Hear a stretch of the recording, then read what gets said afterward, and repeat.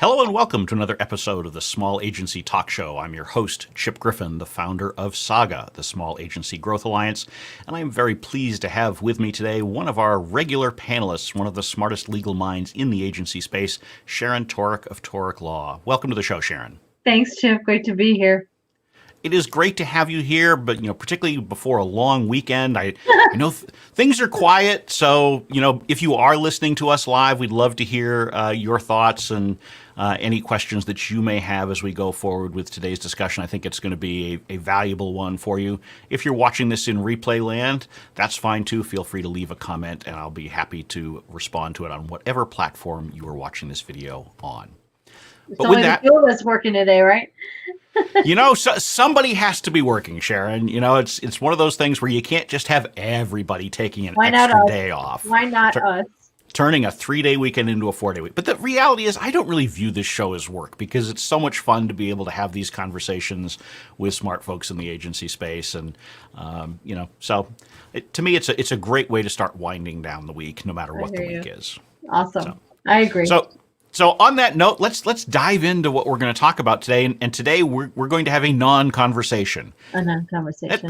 That doesn't mean that we're not going to converse because, well, that would be a really strange way to spend 30 minutes of a live stream. But we're going to talk about all of the nons and related documents that you may be encountering as an agency leader. So non-solicitation, non-compete, non-disclosure, all of those things that we seem to have our inboxes littered with. We use DocuSign or we, sign on a piece of paper.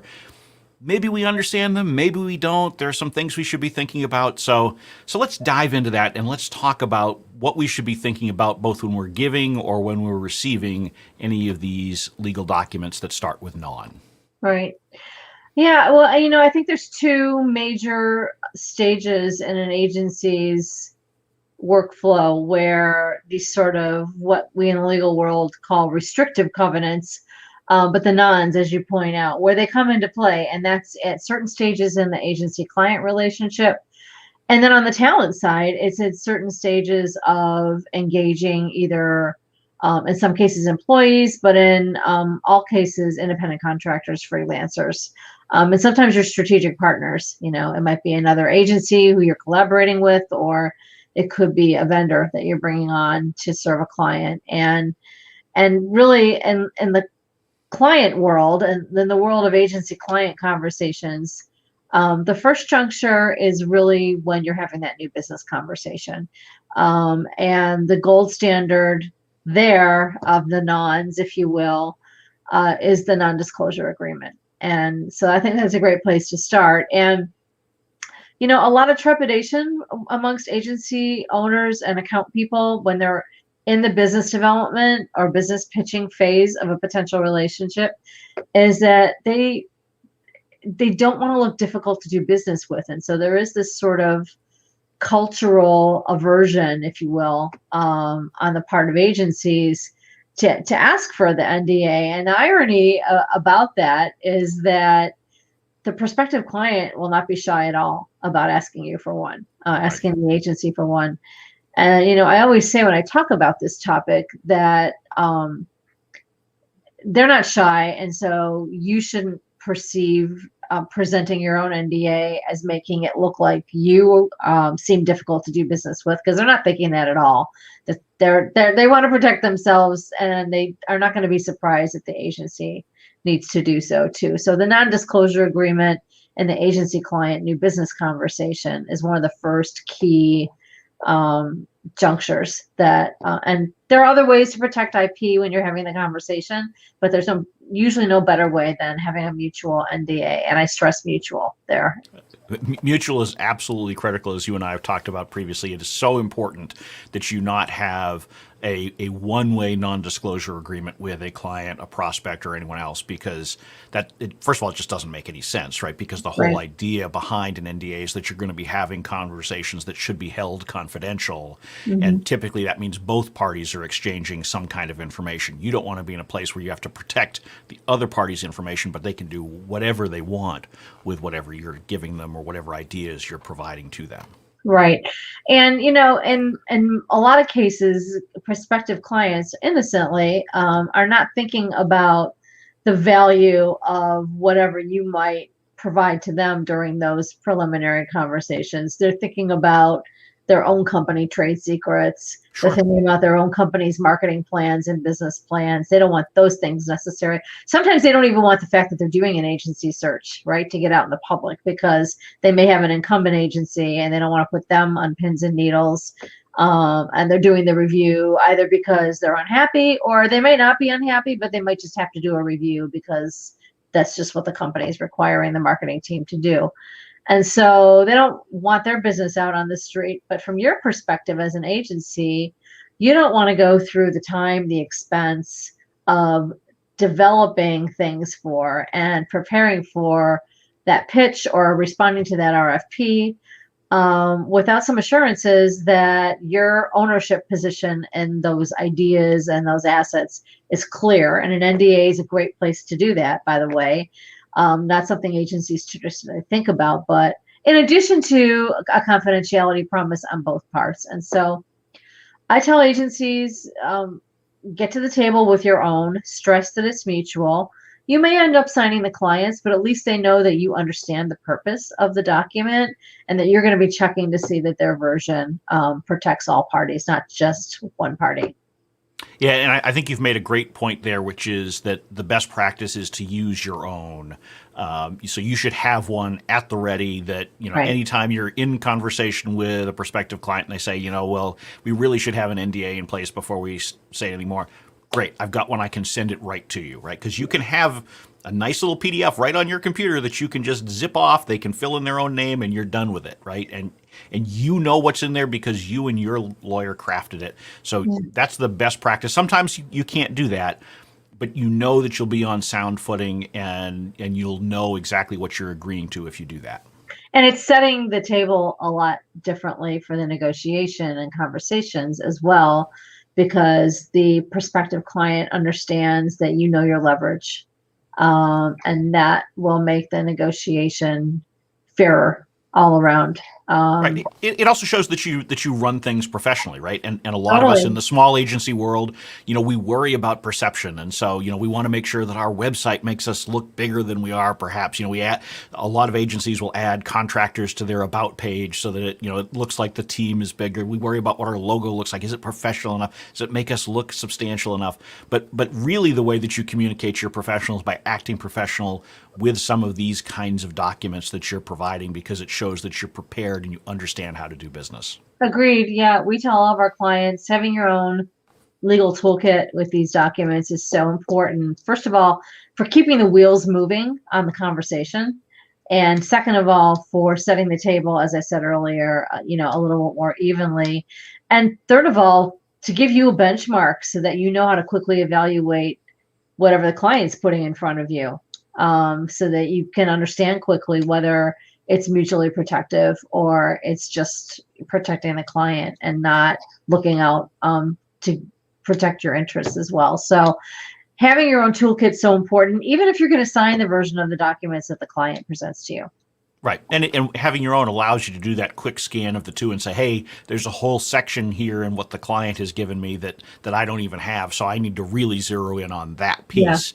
Yeah. And NDAs can be the kind of place where clients or prospects will put in some provisions that aren't in every non-disclosure, right? So every non-disclosure agreement has things related to confidentiality, but some of them also have things in there about non-solicitation for employment of employees of the client and things like that. And so you really want to be careful before you sign anything that you understand what you're agreeing to, and that as you look at it, there's nothing in there that you're already running afoul of, because I've seen cases where folks have signed these documents and they're already effectively in violation. Maybe they've got a client that's competitive already or something that trips up one of these documents, or that you think you reasonably might encounter in the future. Perhaps you're in process of talking to someone at that company about coming to work for you.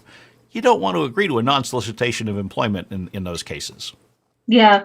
Well, exclusivity is definitely a topic that's on the rise during agency-client contract negotiations. And that might be beyond the scope of what we talk about today. But the reason I mention it is that agreeing in certain cases to confidentiality, to other restrictive covenants that we'll talk about might put you in a position to limit your opportunities to seek competing business or business with competing clients. And so you want to make sure that you're not inadvertently signing something that could have that ripple effect. And exclusivity doesn't typically show up until the master service agreement negotiations begin. Right.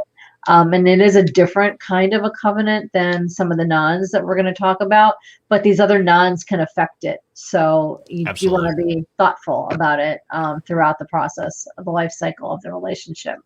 Yeah. And so, one of the things that I see a lot of times when I'm talking to agency leaders about NDAs is they don't really understand what they can and can't do under a typical NDA. So I see cases where people are either too liberal with what they're sharing with other folks, or they're too conservative, and they don't really understand what they're agreeing to. And so a couple of examples, and I think it's worth talking about so people can understand. So particularly where a lot of small agencies are virtual and have not just full-time employees, but they maybe have contractors and things like that. Most NDAs that I've signed have provisions that as long as you're under an NDA with a professional advisor or perhaps a contractor, depending on how it's written, you can have conversations related to this confidential information. But A, you have to have that. B, you have to have the agreements in place with those third parties. Right. But how do you look at that, and what's the best practice, do you think, as far as what you're agreeing to with clients? Because you never want to be in a position where you don't feel like you can talk to your accountant about what's going on. Because, well, I signed an NDA, I can't tell you what I'm working on here, Right. So Right. they can't give you proper advice. But you also don't want to be sharing things and find out, oops, I've run afoul of it. So I think sometimes I'll call my own profession out for sure on this issue. Sometimes lawyers get a little over assertive in the way that non-disclosure clauses, either non-disclosure agreements or non-disclosure or confidentiality clauses in actual master service agreements are drafted, and sometimes what we'll see is language that prevents you from, usually it will prevent you from sharing data or information from team members who don't really have a need to know it. And that's okay. I mean, I understand the philosophy behind, if Susie and Henry and Joe are not on this account team and they don't need to have this information, then do your best, to limit access to it to just the core team that's working on the client's work. And that's especially important if you are working for multiple clients in the same industry, right? You want that separation of information. But then sometimes they go a step further and they say, and you're going to require every employee and every contractor to sign our non-disclosure and confidentiality agreement. That's where it sort of crosses the line over getting difficult to enforce. And so what happens is, that agency is going to sign that agreement, but nobody's going to follow through on a regular, reliable basis on whether or not those additional contracts are actually put into place. So what, we advise our agency clients to do is, look, agree to limit disclosure to the people who only need to know the information. That should include your professional advisors. It should include your legal counsel. It should include your financial counsel. But maybe it doesn't need to include non-essential employees who aren't working on that account. But assume that your employees already owe you that duty of confidentiality. Either you've got it in a policy somewhere or you have it in their employment agreements. In most cases, we find that to be the case. Third parties, though, freelancers, independent contractors, you shouldn't be onboarding those folks without an independent contractor agreement that has confidentiality language in it anyway. And if you don't have that with them, then this can be a good trigger to be like, oh, we don't have something in writing other than an email exchange that they're going to help us on this, on this project or this client campaign.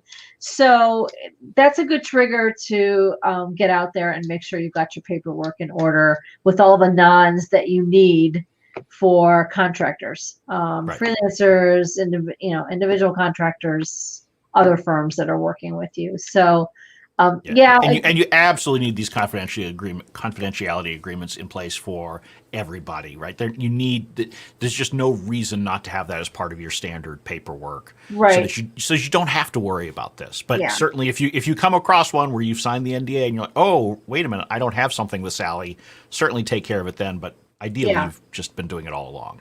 Yeah, so all that said, yeah, you are going to occasionally see some MSAs drafted by the client's counsel that are a little over aggressive in terms of what your practices are actually going to be as an agency and getting these agreements signed by your own team Right. members.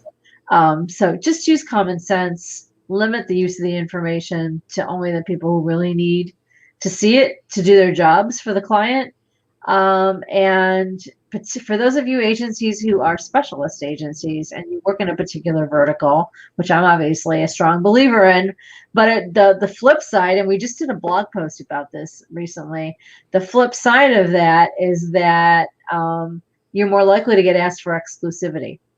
Right. And if you agree in any way, shape, or form to some type of exclusivity, which could be the topic of a whole other episode, you want to make sure that you've got those walls, those dividing walls at the agency between those clients' information and campaigns and anything that could be competitively useful so that there's no spilling of data between account teams and it's hard to do in a small agency. It sounds easy for me to say, but you're like, well, we're 10 people. How are we going to Right. do that? Right. And Yeah. the answer is password protected files, and it's dedicated account teams, and there's lots of things you can do, but the non-disclosure and confidentiality obligation and the exclusivity promise can go hand in hand. Yep. So I think the bottom line from all that is, make sure that you've got confidentiality agreements in place with anyone you need to talk to, so you don't have to worry about it. Also, Yes. don't let the NDA become an obstacle to being successful either as an agency or for the client, right? So make It should sure be the that. opposite, right? It Yeah, should be the exactly. opposite. So make sure that whatever you need to do so that you can have those candid conversations with the appropriate team members, whether they're employees or not, make sure that you're allowed to do that under the terms of the NDA, Right. because otherwise you're tying your hands, which is not good for you or for the client. Correct. So Agreed. excellent. As we're looking at these giant piles of paperwork that we're agreeing to, how do we know what's worth fighting about? How do we know what's in the NDA or in the non-solicitation or non-compete that we're like, well, I don't like it, but okay, I'll agree to it, versus the Mhm. ones where it has to be, this is a red flag, not doing it. So I think it depends on the relationship you're talking about. And so for this example, maybe it'd be useful to talk about the independent contractor relationship that most Okay. agencies enter into. So there's a lot of confusion between the definitions of an NDA, which is really a confidentiality promise, no more than that, non-solicitation, and non-competition. So I'll just quickly give the rundown between That's the great. three of them because I do find a lot of intermingling of these terms. Yes. And so that, it's important to know which of the concepts you mean, because they have very different implications for the agency. Non-disclosure, always, as we've said, is zip the lip, right? It's confidentiality. Non-solicitation means we're free to leave, and we're not going to try to divert your client business from you or your employees from you or your other contractors from you. We will go out and pursue our own opportunities. We'll be out in the same market as you are, but we're not going to go after your relationships. Non-compete, which you'll see rarely anymore because it's becoming almost impossible to enforce non-competition agreements, especially in this talent client. But non-compete means exactly what it says. You will not compete in a defined area for a defined time or with a defined industry against us. So not only will you not divert our client relationships or our employee relationships, but you're not going to go out there and set up another agency, if you will, or consultancy or something. And so it's important to know what you mean. And in an independent contractor relationship, non-solicitation is completely appropriate and necessary, because if without it, what is possible is for the freelancers and the contractors or your strategic alliance agency to go serve the client directly without your involvement as an agency, which isn't good for you economically and which you want to avoid. And so it's important to carry those through, not only in your independent contractor agreements, but to also look at your master service agreements and get your clients promise to not divert.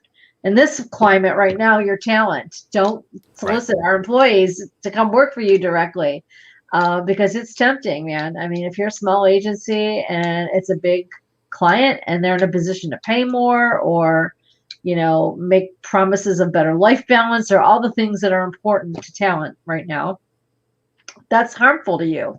So know the difference between what those three different kinds of covenants mean and when they're appropriate and when they're not. Yeah, and it's very common for clients to want to recruit agency employees, right? Because typically they've built a strong relationship already with the client and their team. They know it inside and out. And so if they've got an opening on their own team for PR, marketing, whatever, people are like, oh, well, we could just bring this person in and they can hit the ground running on day one. So they are interested in it. And as an agency, you shouldn't necessarily say, no, I will never allow it. Your documents should prevent it so that it forces a conversation and you can work something out with the client. But don't necessarily view it as, yes, I should stand in the way of this, because that's probably going to tick off the client and the employee. But make sure you get some concessions in the process. And you do that by having the right terms in your master services agreement from the get-go. Right. Yeah. And agreed. And accompanied with that should be a well-documentable business case about why you're making an exception to your own agreement. Because what happens if you don't have a good reason for declining to enforce, for example, a non-solicitation covenant, is that the next employee that gets approached, the argument gets thrown back at the agency owner. Well, you let Phoebe leave and go work for a XYZ Corp. Why are you holding that opportunity against me now?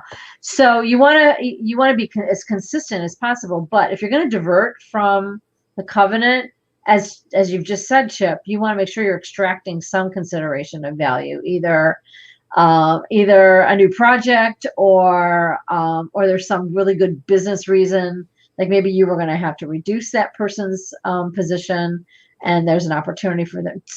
Document some reason why you're not being consistent and applying those covenants. Otherwise, they become weaker and weaker, and then unenforceable, entirely.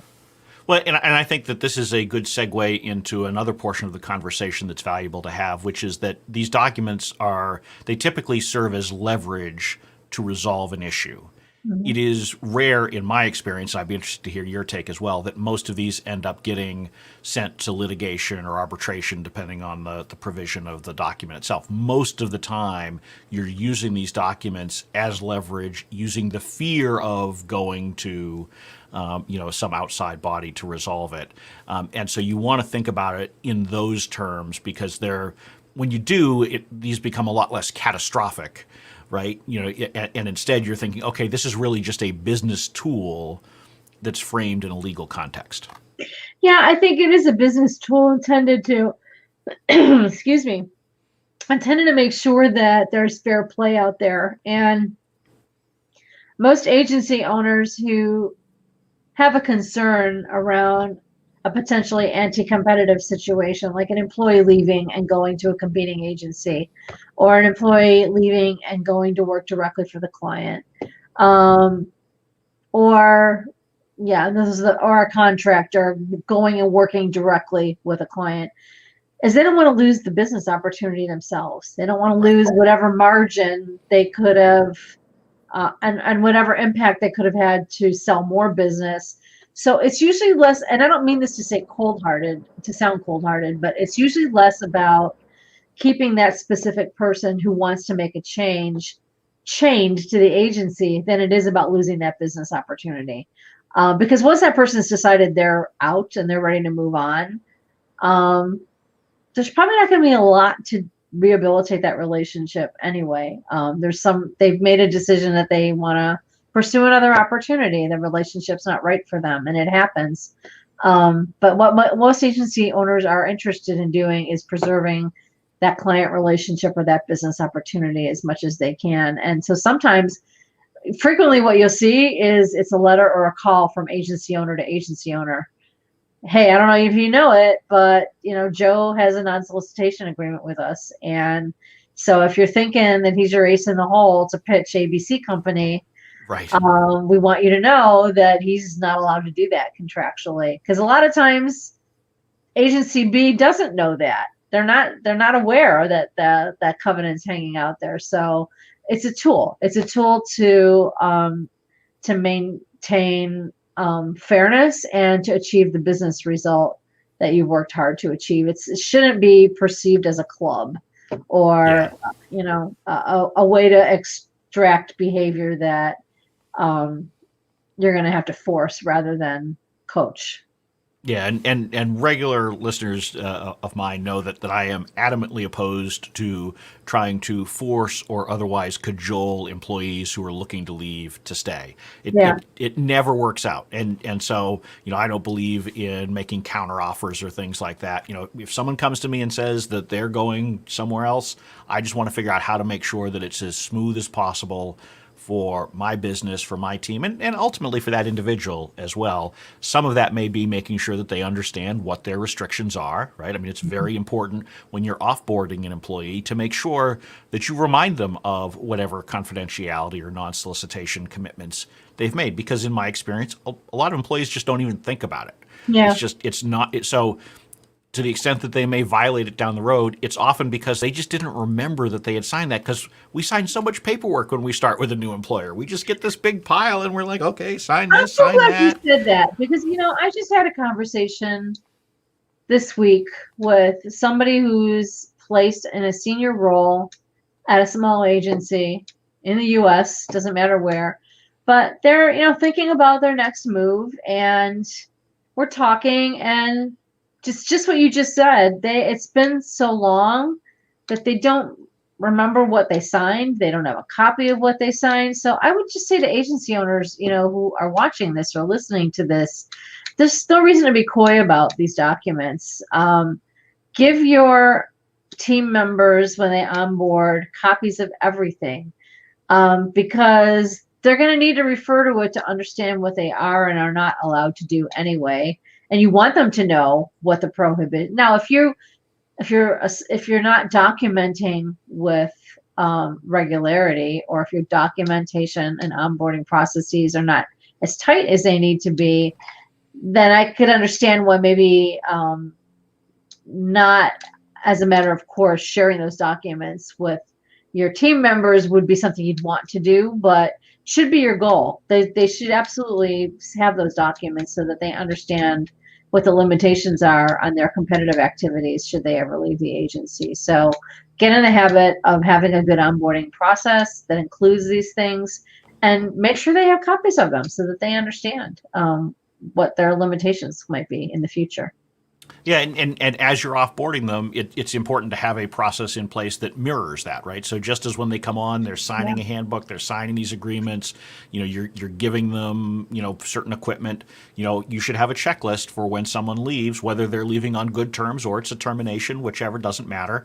That you walk through all of these things. You collect your company property, you get them to, you remind them of the documents that they've signed. Usually what I would do is I would actually provide copies of the signed document to them, so that there's no ambiguity. And if it's a termination, obviously there's a letter that goes with that usually will refer back to, the non-solicitation agreement you signed on August 17th, 2011 or whatever.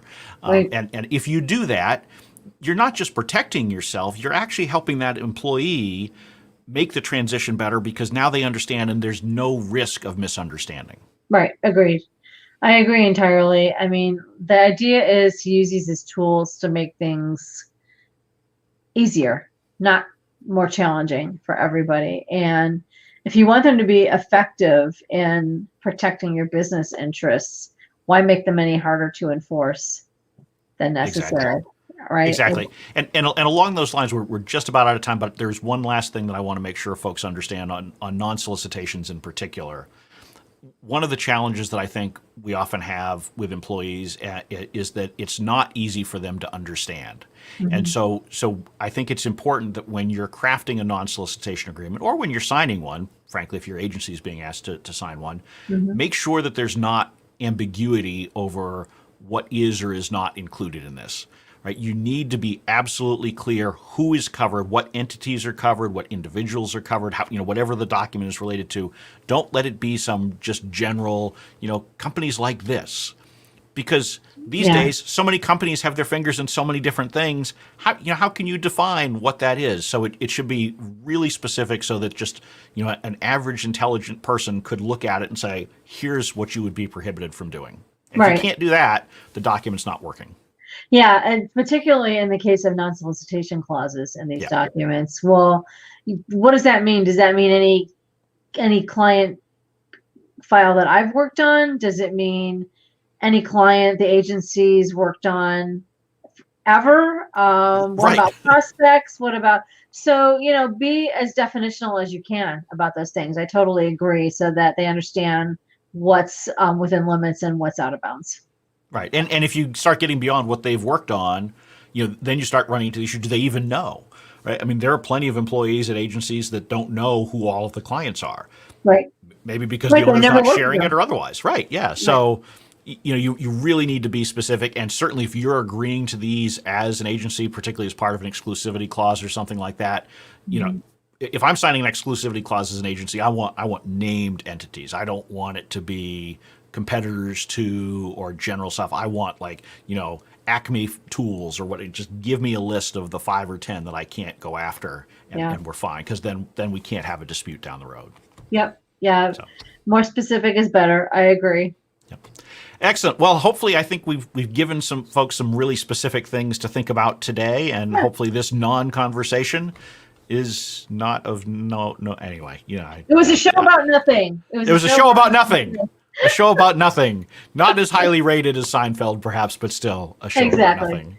Sharon, if someone would like more of your insights, where should they go and find you?